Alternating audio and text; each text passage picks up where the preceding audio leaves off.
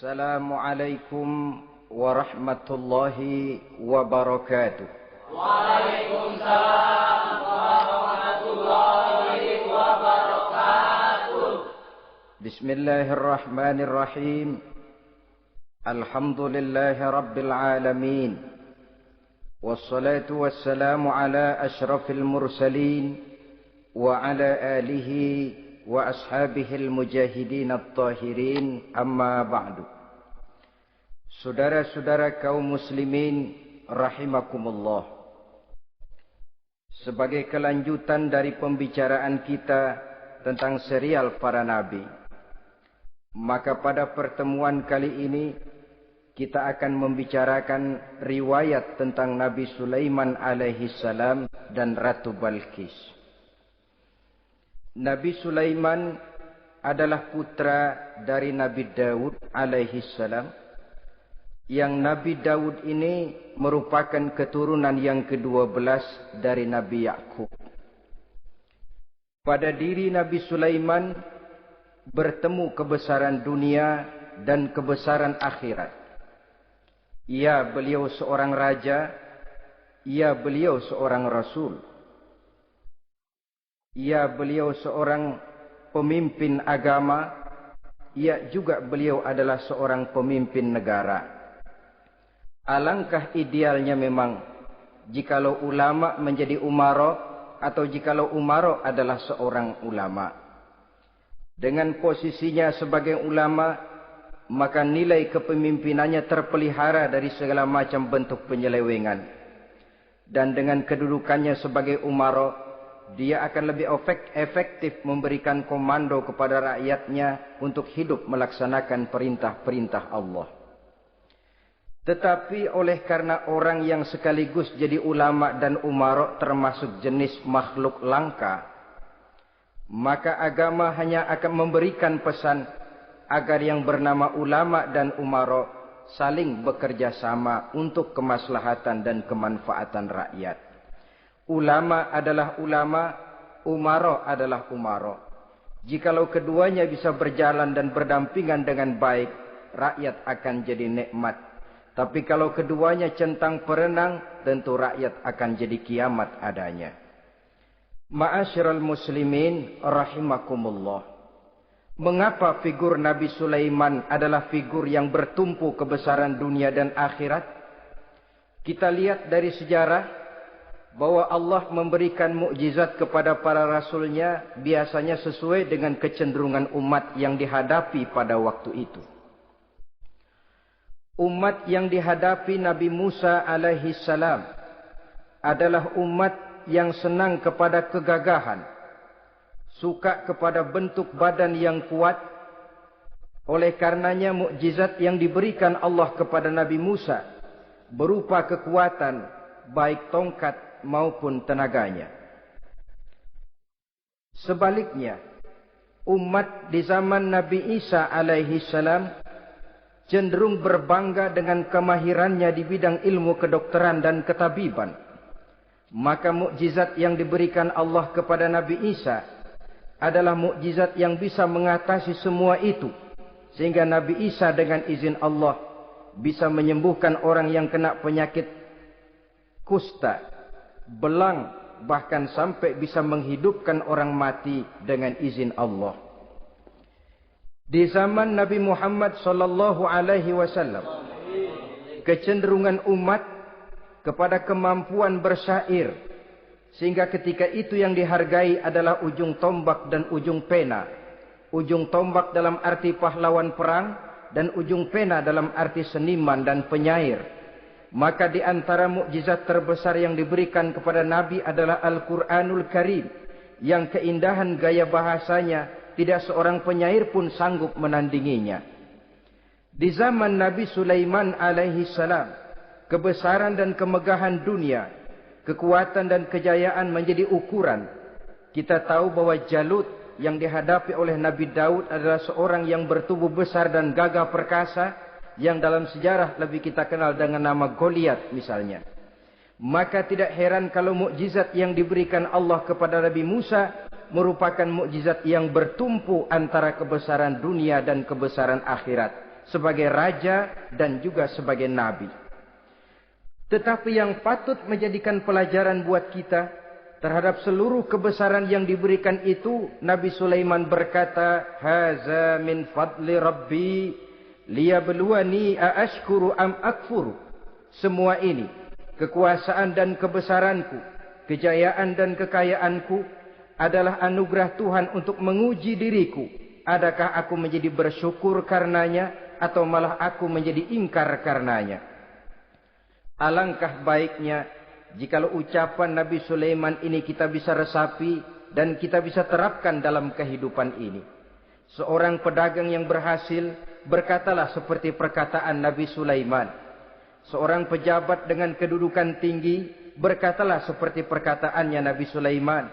Seorang ulama dengan posisi sebagai pemimpin yang non formal berkatalah seperti perkataan Nabi Sulaiman. Seluruhnya berkata, "Haza min fadli Rabbi."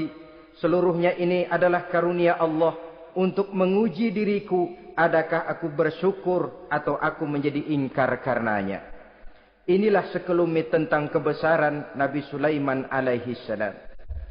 Pada usia 13 tahun, beliau sudah mewarisi kerajaan ayahnya Nabi Daud dengan meninggalnya Nabi Daud alaihi salam. Dan sejak itu, keistimewaan Nabi Sulaiman alaihi salam sudah nampak dalam kehidupan. Beberapa keistimewaan bisa kita catat dari pribadi Nabi Sulaiman ini. Pertama, beliau cerdik, cerdas dan bijaksana, dan tentu saja harus begitu. Kalau Rasul goblok, mana ada umat yang mau ikut. Tetapi kecerdikan dan kecerdasan serta sifat bijaksana ini nampak dari beberapa kisah yang pernah dihadapinya.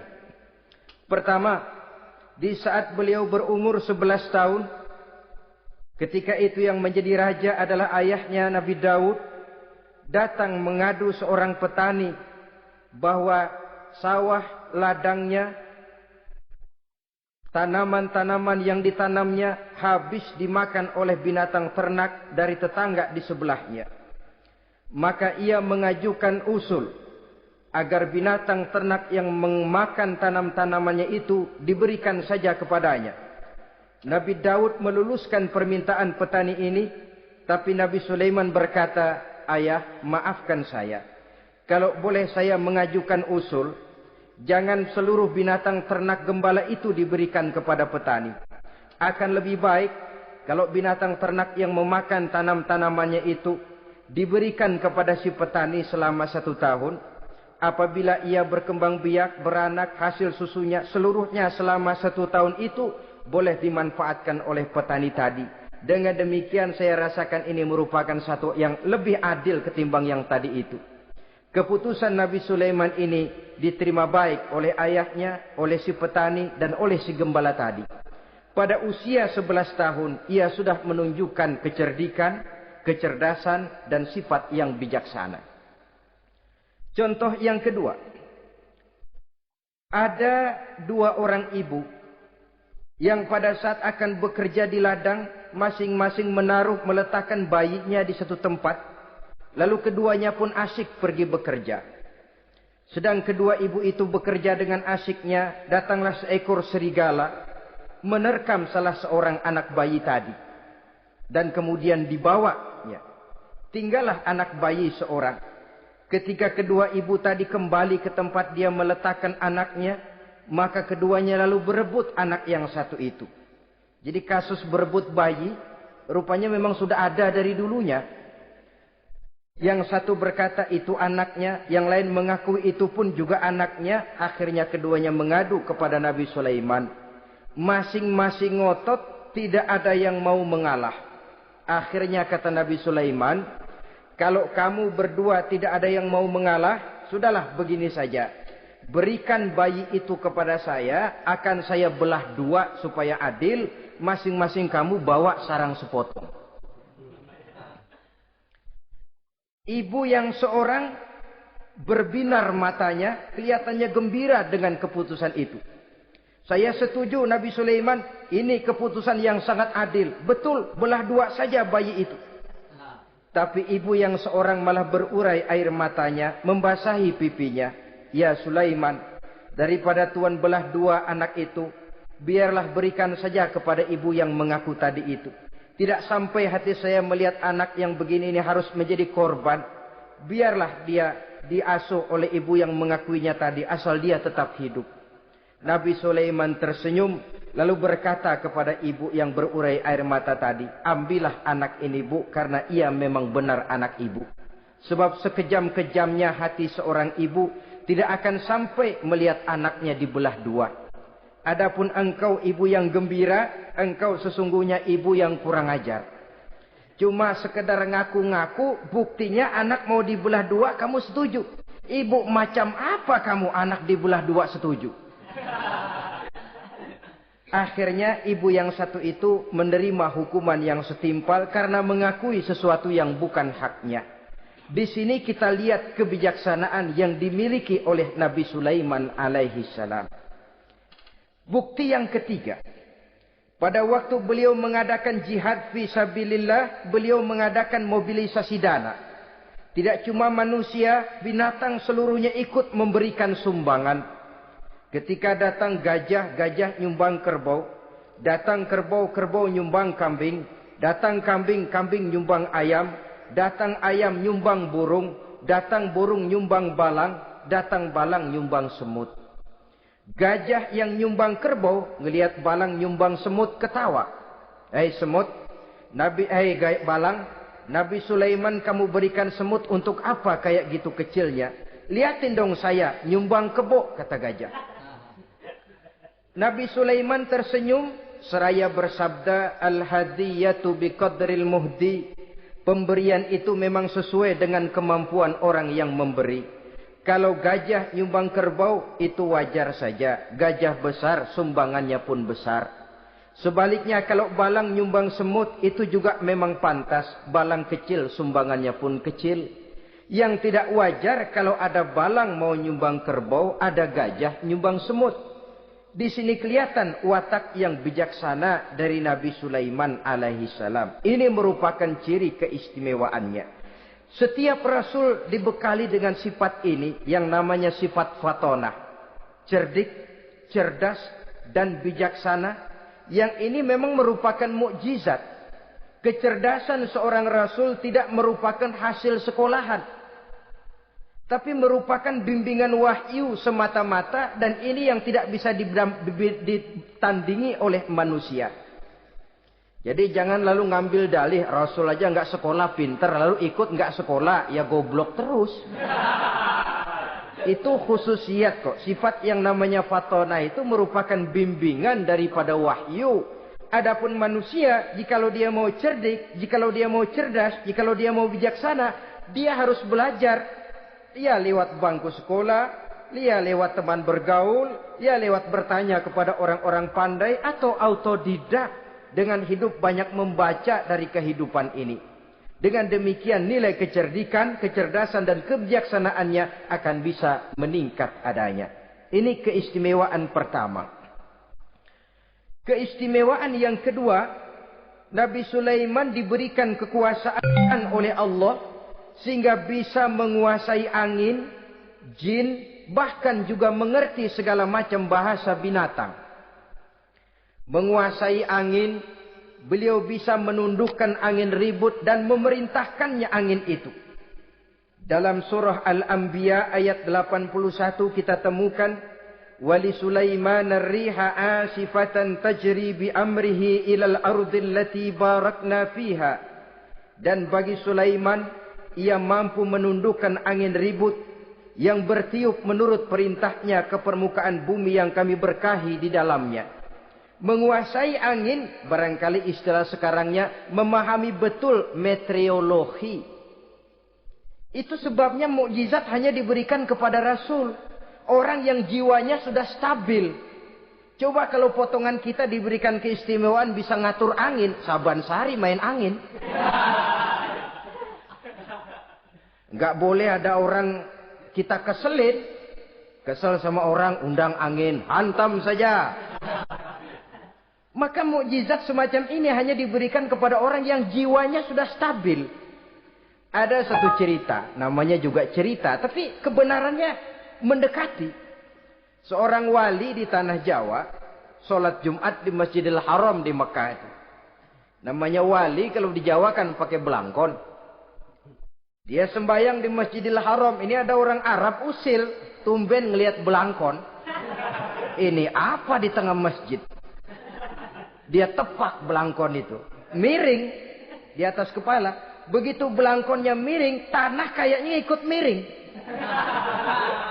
Sehingga penduduk heran, ini apa tanah jadi miring begini? Lalu ada seorang wali juga yang alim dan mengerti. Lihat-lihat di tengah Masjidil Haram ada belangkon miring di atas kepala.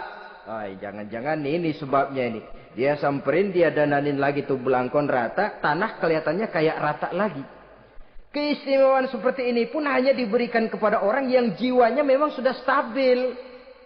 Coba kayak kita diberikan keistimewaan kayak begitu. Main belangkon melulu. Saudara-saudara kaum muslimin rahimakumullah. Juga bisa menguasai jin. Memerintahkan jin. Dan juga mengerti segala macam bahasa binatang. Kita bisa lihat dalam surah As-Saba ayat 12 misalnya. Demikian juga tentang mengerti bahasa binatang. Pada satu hari Nabi Sulaiman dan bala tentaranya lewat di satu lembah. Lembah itu kebetulan lembah semut. Ketika mereka lewat di lembah itu, Raja Semut lihat dari kejauhan, dia pidato kepada rakyatnya para semut itu. Apa katanya? Ya ayyuhan namlu dukhulu masakinakum. La yahtimannakum Sulaiman wa junuduh wahum la yash'urun. Jadi ini Raja Semut melihat Nabi Sulaiman datang bersama seluruh bala tentaranya. Dia pidato kepada rakyatnya. Saudara-saudaraku rakyat semut, di mana saja suara saya bisa didengar.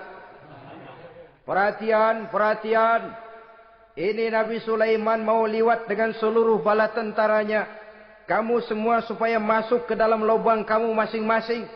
Sebab kalau kamu enggak masuk ke lubangmu masing-masing, akan diinjak oleh Sulaiman dan bala tentaranya. Sedangkan mereka tidak tahu kalau kamu kena injak.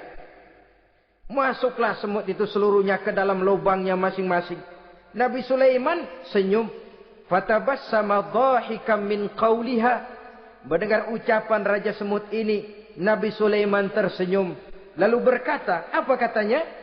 Rabbi auzi'ni an ashkura ni'mataka allati an'amta alayya wa ala walidayya wa an a'mala salihan tardahu wa adkhilni birahmatika fi ibadika salihin. Satu pengakuan yang tulus yang jauh dari watak kesombongan. Mendengar Raja Semut berkata semacam itu, beliau senyum lalu berkata, wahai Allah, tetapkan kiranya hati saya ini untuk selalu bersyukur terhadap nikmat yang Engkau karuniakan kepada saya. Karena nikmatku, nikmat yang Engkau berikan kepadaku, saya mengerti bahasa binatang. Karena mengerti bahasa binatang, saya mengerti seruan Raja Semut itu. Tetapkan saya untuk selalu bersyukur ya Allah atas nikmat yang Engkau berikan ini. Atas nikmat yang Engkau berikan kepada kedua orang tua saya. Dan tetapkan saya untuk selalu melakukan amal soleh yang Engkau ridhoi. Dan masukkan saya ke dalam golongan hamba-hambamu yang soleh. Satu pengakuan yang tulus, yang jauh dari sifat kesombongan. Mungkin kalau sombong yang lahir, begitu dengar Nabi Sulaiman bawa semut ngomong begitu, beliau akan berkata, iya masuk ke dia buruan. Tapi kan tidak. Malah beliau perintahkan bala tentaranya, pasukan berhenti. Ada apa Nabi Sulaiman? Di depan kita ada kerajaan semut. Mereka lagi kocar-kacir masuk ke sarangnya masing-masing. Tunggu sampai mereka masuk dan kita bisa lewat dengan aman tanpa harus menginjak-injak mereka. bala tentaranya di stop dan berhenti. Ternyata kebesarannya tidak menyebabkan ia lalu memandang remeh sampai kepada makhluk yang bernama semut sekalipun. Masih tetap dihargainya sebagai makhluk dari Allah Subhanahu wa ta'ala. Sesuatu yang perlu menjadi contoh kita semua. Sebab orang bilang kadang kacang sering lupa akan kulitnya. Kadang posisi kita yang tinggi menyebabkan kita lupa dari mana kita berasal. Kadang harta yang kita miliki menyebabkan kita lengah dari mana kita datang. Akhirnya yang timbul adalah sifat sombong dan angkuh. Ibarat kata orang, kacang lupa dengan lanjarannya. Ma'asyiral muslimin rahimakumullah. Ini kebesaran dan keistimewaan yang diberikan Allah kepada Nabi Sulaiman alaihi salam. Apa yang perlu kita jadikan tamsil dan ibarat dari kebesaran ini? Saudara-saudara kaum muslimin rahimakumullah. Keadilan sebagai umara yang berpadu dengan kebijaksanaan sebagai ulama. Satu hari seorang sahabat bertanya kepada Rasulullah sallallahu alaihi wasallam.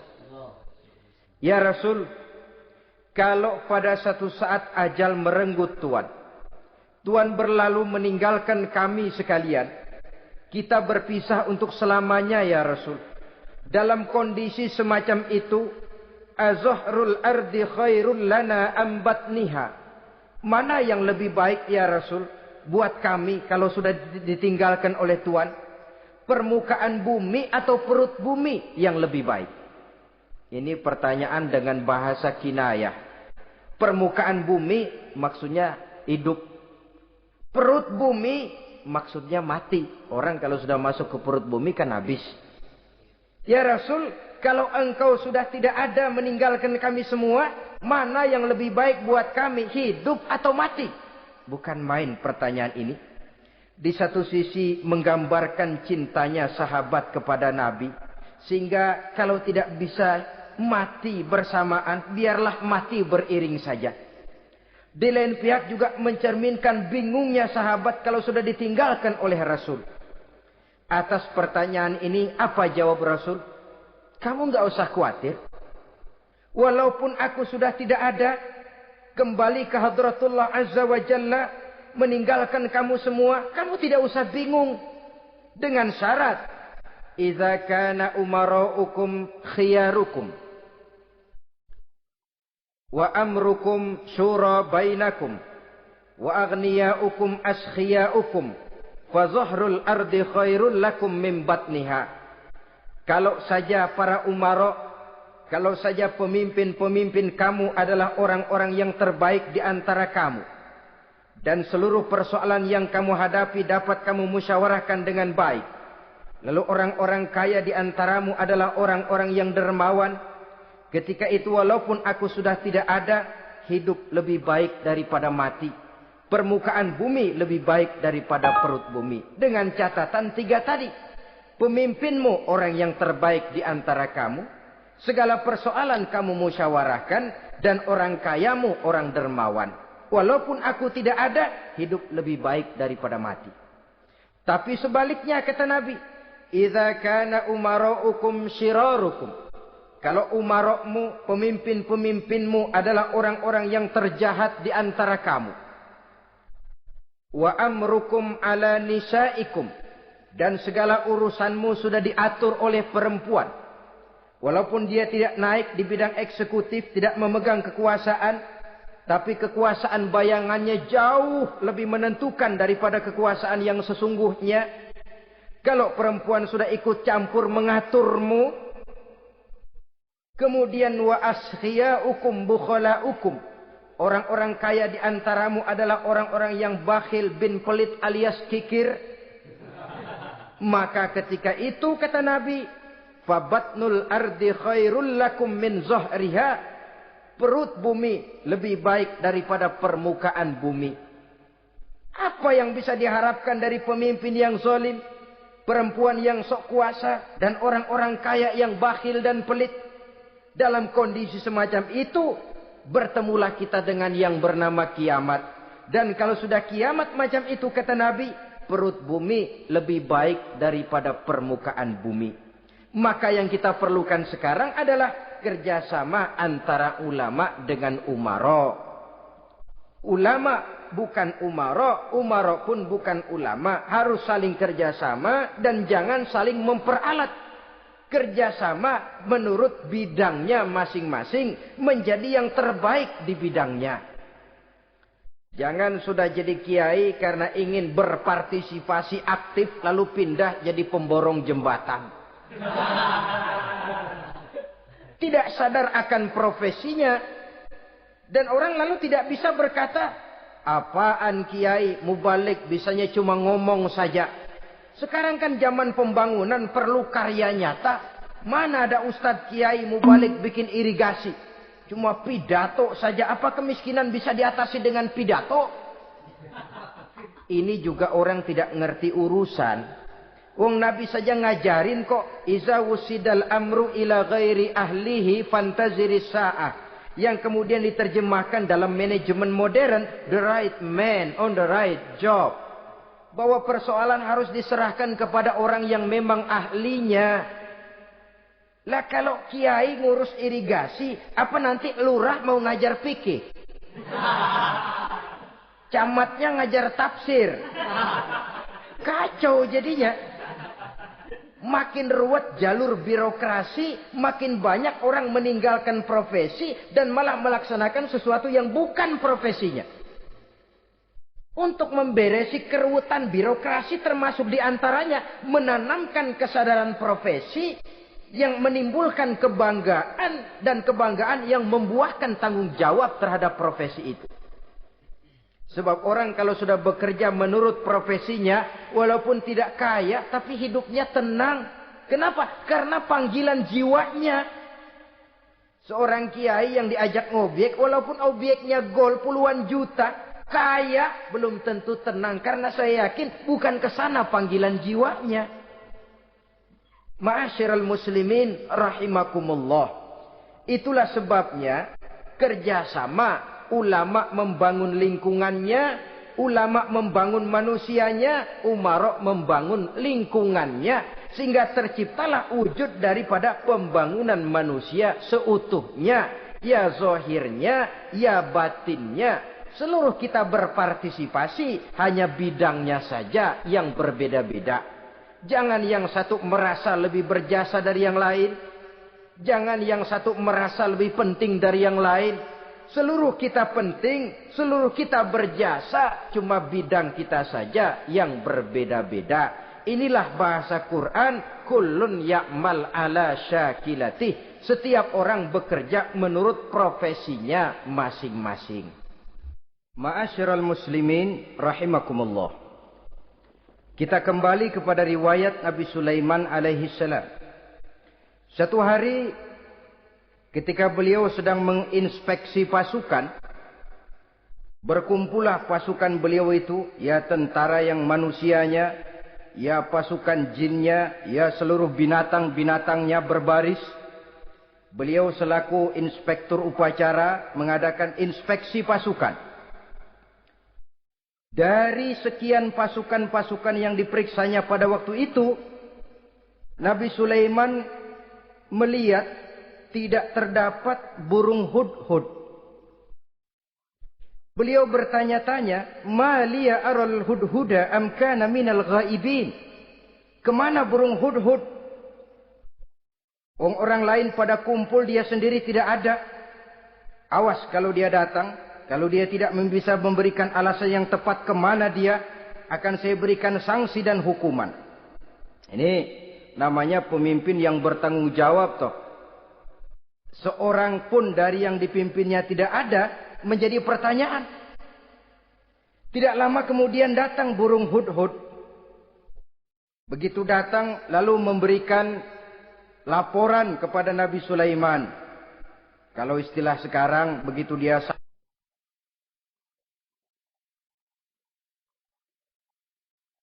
sampai berdiri hormat, lapor, kata hudhud ini.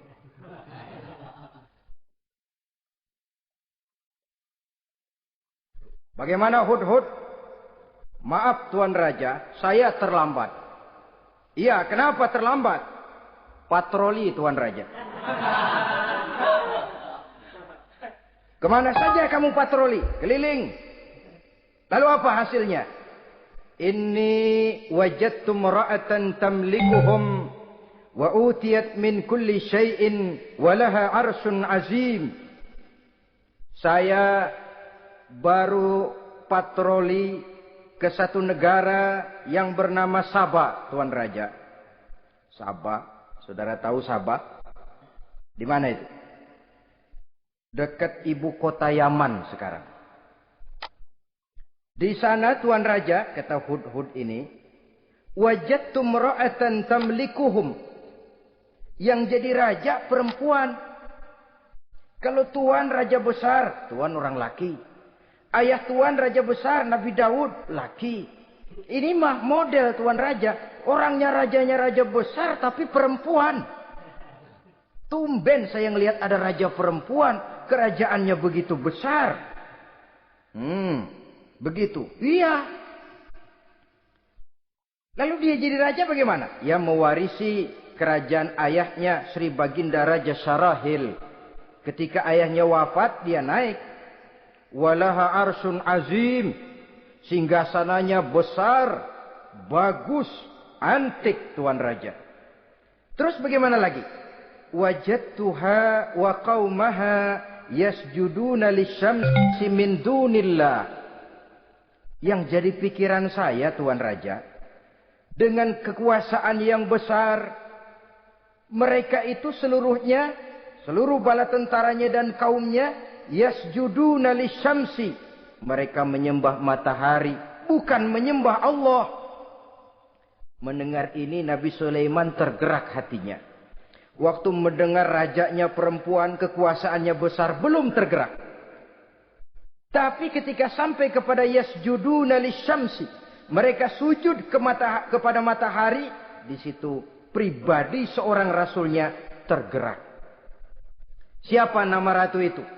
Namanya Ratu Balkis Tuan Raja. Begini Hudhud, laporan kamu saya terima. Alasan kamu datang terlambat bisa dipertanggungjawabkan. Kamu tidak kena hukuman. Cuma begini saja Hudhud, karena kamu yang laporan, kamu yang tahu lokasi negaranya, kamu yang harus melaksanakan tugas ini. Apa Tuan Raja? Idhab bi kitabi hadza fa'alqih ilaihim. Kamu berangkat lagi ke negeri Sabah, bawa surat saya, berikan kepada mereka. Thumma tawalla anhum. Kemudian kamu berpaling dari mereka, tapi jangan pulang. Fanzur madza yarji'un. Lihat apa reaksi mereka setelah menerima surat ini. Baik Tuan Raja, baik. Nabi Sulaiman menulis sepucuk surat kepada Ratu Balkis. Dan surat itu dibawa oleh burung Hudhud tadi. Terbanglah si burung Hudhud ini ke negeri Sabah. Masuk ke istana Ratu Balkis. Dan surat itu jatuh di kamar Ratu Balkis. Diambil surat tadi. Kemudian dibaca. Apa isi suratnya? Innahu min Sulaiman. Wa innahu bismillahirrahmanirrahim. Alla ta'lu alayya. Wa'tuni muslimin. Surat ini dari Sulaiman. Bismillahirrahmanirrahim.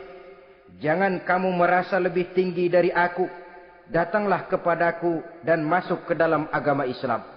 Suratnya singkat, padat, ultimatum. Jadi enggak pakai bahasa kembang, enggak pakai bahasa basi, langsung kepada isi. Surat ini dari Sulaiman. Bismillahirrahmanirrahim. Jangan kamu merasa lebih tinggi dari aku. Datanglah kepadaku dan masuklah ke dalam agama Islam. Ini yang disebut dakwah langsung tanpa pakai kembang. Saudara-saudara, menerima surat semacam ini, Ratu Balkis lalu ngumpulin para pembantu kerajaan, aparat pemerintah lah zaman sekarang. Termasuk menteri-menteri dipanggil sidang darurat di istana Ratu Balkis. membahas datangnya surat dari Nabi Sulaiman alaihissalam. Tuan-tuan para menteri, bagaimana Sri Ratu? Saya dapat surat. Dari mana? Dari Sulaiman. Katanya apa? Jangan kamu merasa lebih hebat dan lebih tinggi dariku. Datanglah kemari dan masuklah ke dalam agama Islam. Menurut pendapat tuan-tuan menteri, bagaimana surat ini? Apa kita penuhin permintaannya? Kita datang rame-rame masuk Islam? Oh, kata menteri, jangan dulu tuanku. Gengsi dong. Kita ini kan kerajaan besar. Tentara kita gagah. Masa mau menyerah tanpa syarat? Soal nanti kita kalah atau menang itu soal lain, Tuan Ratu. Tapi bahwa kita punya harga diri itu harus kita tunjukkan lebih dulu. Jadi menurut Tuan Menteri bagaimana? Kami sih nunggu komando Tuan Putri saja. Artinya kalau boleh perang saja. Cuma mau duluin takut dikira nyelongcong. Kami sih gimana komando Tuan Ratu saja. Tuan komandokan berangkat, kami segera berangkat. Terserah Tuan Putri, kami seluruhnya loyal, taat dan setia menunggu titah dari Sri Paduka Ratu. Terima kasih para menteriku. Soal kesetiaanmu saya tidak meragukan. Tapi perang dimanapun selalu membawa kerugian. Kita menang rugi, tentu jatuh korban. Apalagi kalau kita kalah. Dan raja-raja yang mengalahkan negeri-negeri lain selalu membawa kehinaan kepada negeri yang dikalahkannya. Jadi bagaimana? Sekarang begini saja. Kita ambil jalan tengah. Lalu diplomasi dulu. Diplomasi macam apa Tuan Ratu? Kita kirim utusan kepada Nabi Sulaiman. Dari sana nanti kita lihat reaksinya. Saya memang selama ini sudah dengar siapa itu Nabi Sulaiman.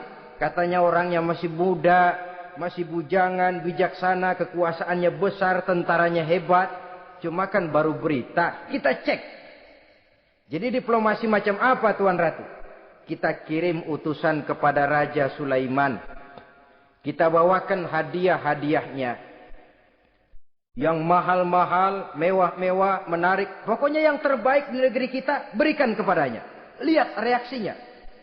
Kalau dia tergiur dengan hadiah itu, dia raja. Bukan nabi. Tapi kalau dia menolak hadiah itu, dia memang nabi. Dan apa reaksi kita nanti tergantung sikap Nabi Sulaiman. Aha, kalau begitu setujulah Ratu. Itu memang bijaksana. Diplomasi dulu. Iya, jangan datang-datang main perang aja loh.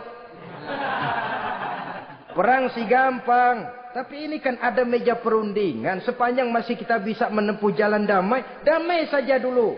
Baik. Maka diaturlah satu barisan diplomasi untuk menuju Palestina, kerajaan Nabi Sulaiman alaihi salam. Rombongan terdiri dari 500 orang laki-laki dan 500 orang perempuan. Yang laki ganteng, yang perempuan cantik. Yang laki dikendarai dengan kuda-kuda pilihan dan yang perempuan dikendarai dengan keledai-keledai pilihan. Kuda dan keledai pun dihiasi begitu rupa. Pelanaknya yang terbagus dilapis dengan sutra.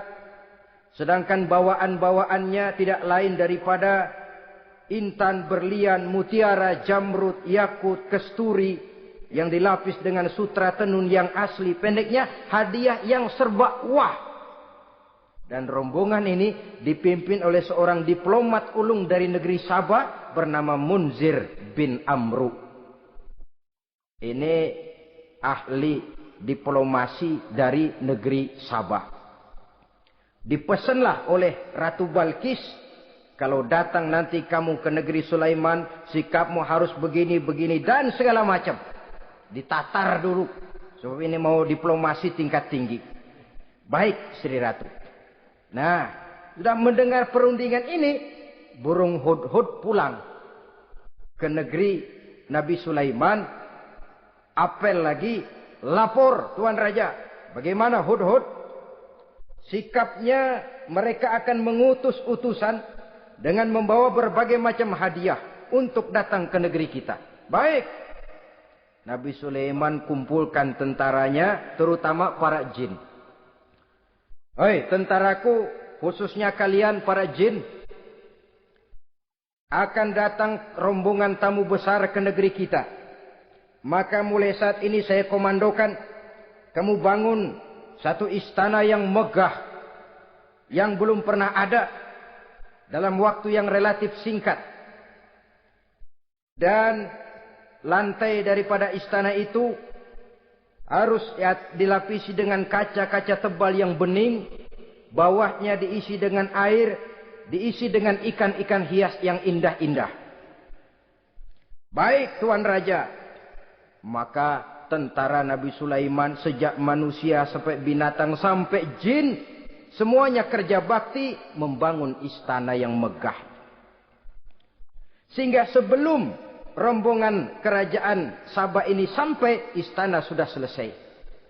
Mereka masuk ke dalam istana Nabi Sulaiman. Begitu melihat lantainya gemerlapan air, masing-masing pada ngangkat kain. Takut kainnya basah. Waduh, ini istana kebanjiran begini pikiran. Kata Nabi Sulaiman, nggak usah diangkat kainnya, nggak usah. Ini dilapis kaca, cuma bawahnya memang kolam. Kolamnya berisi ikan. Oh, bengong. Bengong. Bengong aja pada melongo mulutnya. Saudara-saudara, jadi persis orang yang tinggal di puncak gunung datang ke tengah-tengah kota. Kan noraknya minta ampun. Apaan aja ditunjuk. Apaan aja dilihat, apaan aja ditunjuk. Ini ya, itu ya, wah. Wah, sudah semuanya serba wah. Jadi kalau istilah tingkat diplomasinya, mereka sudah kalah mental.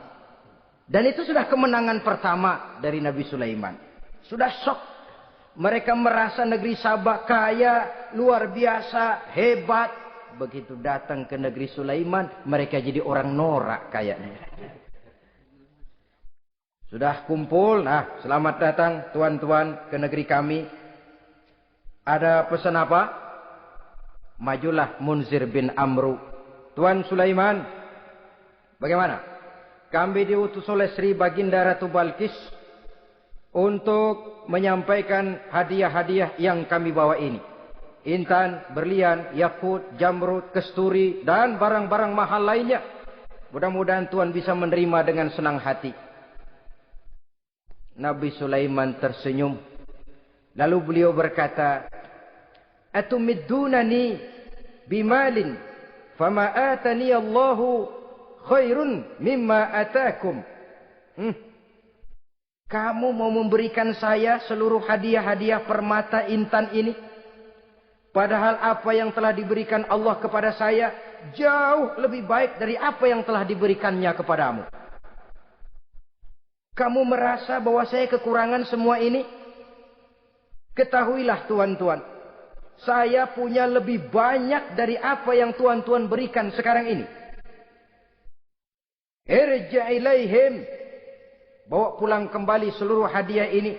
Sampaikan salam saya kepada ratumu, Ratu Balkis. Falanatiyannahum bijunudin la qibala lahum biha. Kalau mereka tetap tidak mau datang menyatakan keislaman, kami yang akan datang ke sana dengan seluruh bala tentara kami yang mereka pasti tidak akan sanggup menghadapinya. Saudara bisa baca dalam surah An-Naml ayat 36. Saudara hadirin ma'asyiral muslimin rahimakumullah. Kalau orang sudah silau dengan yang namanya upeti, hadiah, harta, secara mental dia sudah jatuh. Andai kata ketika itu Nabi Sulaiman menerima seluruh hadiah tadi, maka misi kerasulannya tidak akan jalan. Wibawanya hancur dan dia tidak akan sanggup lagi mendakwahkan Ratu Balkis untuk masuk ke dalam agama Islam. Dia akan jadi cemoohan di negeri Sabah. Ah, Sulaiman ngomong aja dikasih hadiah telap. Nah, ternyata ada yang lebih mahal dari harta. Ada yang lebih mahal dari intan dan mutiara. Ada yang lebih mahal dari pangkat dan kedudukan. Apa dia? Harga diri. Dan itu yang langka sekarang ini. Lebih baik jalan kaki tapi kita bebas mendongakkan kepala kemanapun kita mau. Daripada naik mobil empuk tapi mata nunduk saja nggak berani lihat ke atas. Kehilangan harga diri. Ulama yang kehilangan harga diri akan menyelewengkan ayat. Pejabat yang kehilangan harga diri akan melakukan segala macam penyelewengan. Dan lain sebagainya. Harga diri sesuatu yang mahal. Terutama di kota-kota besar. Kota-kota yang menyandang gelar metropolitan. Biasanya harga diri ini sudah tidak dihiraukan orang lagi. Cuma untuk uang yang relatif kecil. Cuma untuk kedudukan yang temporer. Orang tidak segan-segan mengorbankan sesuatu yang paling mahal. Yang bernama harga diri. Akhirnya suap merajalela. Sogok menjadi-jadi. Semir pun menjamur. Bahkan malah kadang-kadang jadi target.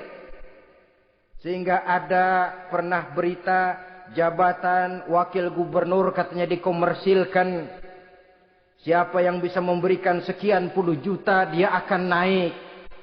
Ini kalau sudah begini ya salam. Orang itu kalau memperoleh satu jabatan karena mengeluarkan banyak uang. Percayalah saudara. Begitu dia naik ke jabatan itu. Langkah pertama yang dia lakukan. Bagaimana supaya uangnya bisa kembali. Bukan bagaimana bekerja sebaik-baiknya. Bukan bagaimana mensejahterakan rakyat sebaik-baiknya. Karena dia merasa naik jabatan banyak mengeluarkan uang. Setelah dia naik. Gimana supaya pulang modal dulu. Lebihnya kalau ada. Baru bekerja buat rakyat. Itu pun kalau nggak keburu pensiun. Kadang-kadang malah lebih celaka lagi. Kalau sudah mau pensiun baru bikin pemutihan. Wah saya baru rajin iktikaf di masjid. Pergi haji. Kenapa? Udah pensiun. Tapi waktu masih aktif, tanda tangan masih laku, nota masih dihargai, kata belece masih berwibawa, lupa berbuat untuk hari depan dirinya sendiri, yaitu akhiratnya, konon lagi untuk umat dan agamanya. Jadi untuk mengabdi, berbuat baik kepada umat, berkhidmat kepada agama, iktikaf di masjid, tuan-tuan, tidak usahlah nunggu sampai pensiun. Manfaatkan posisi yang tuan-tuan punya sekarang ini untuk beribadah dengan sebaik-baiknya. Itu pun masih bersyukur, masih bisa mengadakan pemutihan daripada tidak sama sekali. Cuma alangkah akan lebih efektifnya lagi kalau itu diawali pada saat kita masih mempunyai posisi kunci. Ini reaksi Sulaiman, saudara-saudara. Diberikan hadiah yang mahal atau midunani bimalin. Kamu mau nyogok saya dengan hadiah ini. Yang diberikan Allah lebih hebat dari yang kau bawa sekarang ini. Apa yang saya cari? Oleh Allah saya telah diberikan sesuatu yang lebih besar dari yang kau bawa. Sudah, bawa pulang saja. Sampaikan salam kepada ratumu. Kalau dia tetap ngotot tidak mau kemari. Saya yang akan datang ke sana. Dengan seluruh bala tentara. Yang saya yakin sampean akan kewalahan ngadepinnya. Pulang, sampaikan salam saya. Bawa seluruh hartamu. Diplomasi tahap pertama menang total. Utusan Raja Sabah sudah kalah mental, kalah juga fisik. Pulanglah mereka dengan membawa kembali seluruh hadiah yang mereka ingin sampaikan tadi. Bisa dibayangkan mentalnya itu. Ya. Sama juga kita sudah punya niat ingin menyogok seseorang. Tahu-tahu yang mau disogok nggak nerima. Pulang kayaknya muka kan belipet. Sulit ketemu orang. Jadi perasaan kita orang pada ngetawain aja. Padahal orang mah nggak tahu persoalannya. Itu sikap mental sendiri itu. Jadi memang saudara-saudara ini berkaitan. Walaupun yang mau nyogok banyak, kalau yang disogok nggak mau, nggak jadi. Walaupun ada yang minta disogok, kalau yang mau nyogok nggak ada, juga nggak nyetel. Lah ini nyetel, yang mau nyogok banyak, yang disogok pun ada. Jadilah perbuatan itu. Ma'asyiral muslimin rahimakumullah. Sampai mereka di kerajaan Sabah, mereka ceritakan itu. Ratu Balkis bengong. Ternyata yang saya dengar selama ini memang benar rupanya. Sulaiman bukan cuma raja, tapi juga rasul. Bukan cuma pemimpin negara, tapi juga pemimpin agama. Lalu bagaimana, Sri Ratu? Biar saya pikir-pikir dulu. Pikir. Bagaimana ya? Sudahlah, begini saja. Kita sekarang berangkat ke negeri Nabi Sulaiman. Saya yang akan langsung memimpin rombongan. Ada 2 tujuan Ratu Balkis sebenarnya. Tujuan pertama ingin melihat dengan mata kepala sendiri kebesaran Sulaiman yang selama ini dia cuma dengar beritanya saja. Yang kedua, ada udang di balik batu. Kalau setelah Nabi Sulaiman nanti melihat kecantikan Ratu Balkis ini, dia bisa fly. Nah, istilah anak sekarang, dia bisa fly. Nah, siapa tahu kan karena kecantikannya Nabi Sulaiman lalu jatuh hati. Dan Dewi Amor pun bicara. Nanti bila mata bertemu mata, bibir ikut senyum, hati berdetak. Maka terjadilah magnet-magnet saling bersentuhan. Percintaan tingkat tinggi. Kan lumayan dapat suami, dapat pacar seorang raja besar. Jadi dengan harapan ini berangkatlah Ratu Balkis ke negeri Nabi Sulaiman. Hud lapor lagi. Lapor. Bagaimana Hud? Ini Ratu Balkis yang mimpin sekarang. Baik, kita siap-siap. Begini saja, kata Nabi Sulaiman. Siapa yang bisa bawa singgasana Ratu Balkis ke sini? Jin Ifrit tampil. Saya. Berapa lama kamu perlukan untuk membawa singgasana Ratu Balkis kemari? Sebelum Tuan bangun dari tempat duduk, itu singgasana sudah bisa sampai kemari, Tuan Raja. Bagus. Ada yang bisa lebih cepat? Saya, kata seorang ulama. Berapa lama? Sebelum Tuan kedip. Asal Tuan kedip, Tuan melek lagi, singgasana sudah sampai di sini. Baik, kerjakan. Dalam waktu sekejap itu singgasana Ratu Balkis sudah sampai di istana Nabi Sulaiman. Pasang di sini, biar dia dudukin nanti, rubah sedikit biar dia nggak kenalin. Dirombak sedemikian rupa. Masuk Ratu Balkis ke istana Nabi Sulaiman. Terjadilah kemudian di perundingan semacam tingkat tinggi antara raja dengan raja. Bagaimana, Tuan Ratu Balkis? Iya, Tuan Sulaiman. Iya, bagaimana? Saya kagum dengan kebesaran Tuhan. Bukan kebesaran saya. Seluruhnya ini adalah karunia Allah kepada saya. Saya dengar Tuhan menyembah matahari. Padahal matahari tidak pernah memberikan apa yang Tuhan kehendaki. Matahari tidak pernah menciptakan Tuhan. Adalah lebih baik Tuhan menyembah yang menciptakan matahari daripada menyembah matahari itu sendiri. Nabi Sulaiman, bagaimana kalau kita mengadakan ya sambil berunding, sambil lobbying istilah sekarang. Baik, lobbying pun jadi. Berjalanlah meninjau seluruh pelosok istana Nabi Sulaiman alaihissalam. Seperti halnya bala tentaranya, Ratu Balkis juga sampai di lantai kaca, angkat kain. Kata Nabi Sulaiman, jangan diangkat tuh kain. Ini bukan air, istana kaca. Bukan main kebesaran kamu. Melihat begitu kebesaran Nabi Sulaiman, Ratu Balkis yang niatnya sementara mau melontarkan diplomasi asmara, lupa. Lalu apa katanya? Rabbi inni zolamtu nafsi. Ya Allah, selama ini saya benar-benar telah zolim kepada diri saya. Begitu banyak nikmat yang engkau berikan kepada saya. Saya jadi ratu dengan kekuasaan yang besar, mewarisi kebesaran ayah. Dengan kerajaan dan bala tentara yang gagah perkasa. Bukan saya bersyukur kepadamu, malah saya menyembah matahari. Inni zolamtu nafsi. Sungguh saya telah zalim kepada diri saya. Maka mulai sejak saat ini, aslamtu ma'a Sulaiman lillahi rabbil alamin.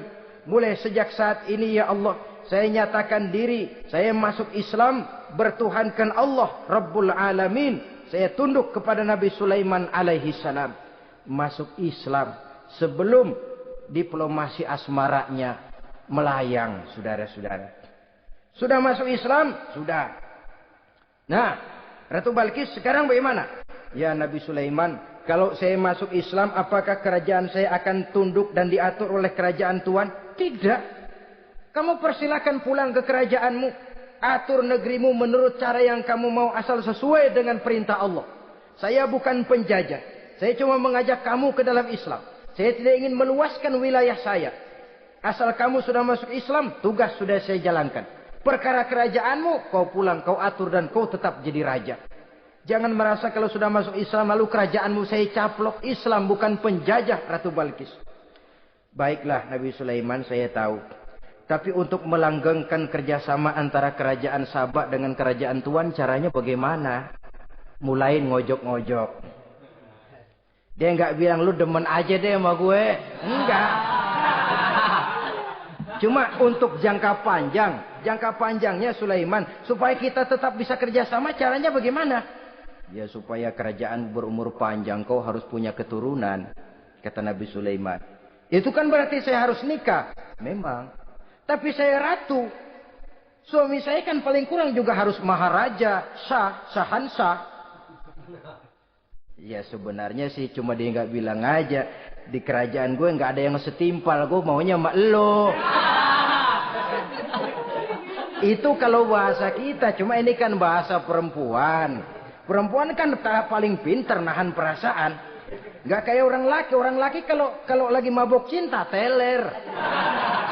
Sama siapa aja dia cerita.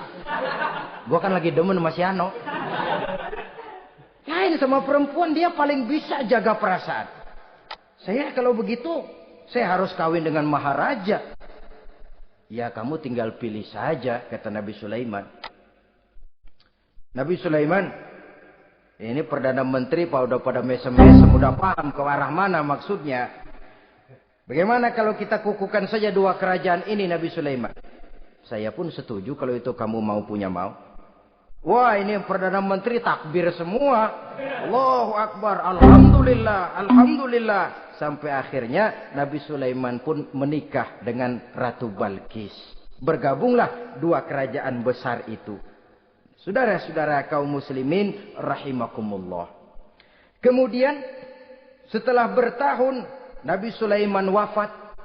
Tidak seorang pun tahu karena beliau wafat sedang pegangan tongkat.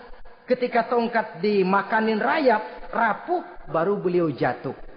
Orang tahu kalau Nabi Sulaiman sudah wafat. Menurut riwayat beliau wafat itu sedang sholat. Karena sholat Nabi Sulaiman cuma diri saja. Tidak pakai ruku dan sujud. Menurut riwayat lain beliau sedang memandori jin dan tentaranya yang sedang kerja. Begitulah wafat beliau. Kita bisa baca dalam surah Saba ayat ke-14. Setelah beliau wafat, Palestina diserbu oleh Raja Bukhtanasor atau Raja Nebukadnezar. Seluruh kebesaran Sulaiman di bumi hanguskan, istananya dihancurkan, intan permata dan kekayaan beliau dirampok, dan tinggallah kebesaran Sulaiman cuma legenda saja yang kita kenal dengan istilah Haikal Sulaiman. Legenda, riwayat-riwayat yang sampai sekarang ini masih bisa kita telusuri kebenarannya.